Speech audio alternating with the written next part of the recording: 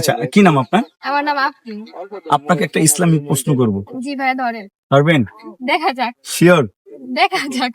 আচ্ছা, বলেন তো কোরআনে মোট কতটি সূরা আছে? 114টি। ভাবে বলছেন না না ভাবে বলছেন? না ভেবেই বল। সত্যি? জি ভাইয়া আপনি শিওর যে 114টি আছে? শিওর। কেমনে পারলেন?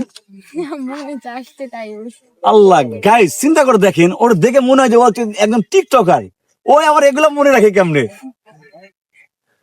আমি টিকটক করি না। কোরআন করতে পারেন?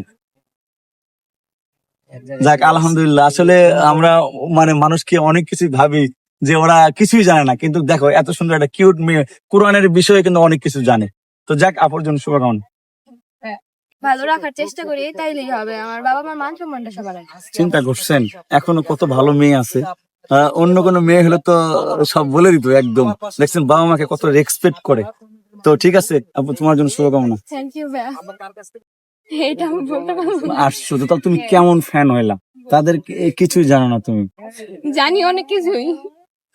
তো যাক, আপু হচ্ছে কাদেরকে বেশি লাইক করে? তো এই ধরনের অডিয়েন্স যদি থাকেন তাহলে আপনারা কমেন্ট করবেন, আপনারা কি বলবেন আপনারা, ঠিক আছে? আচ্ছা, তুমি দেখতে এত কিউট কিন্তু টিকটক কেন করো?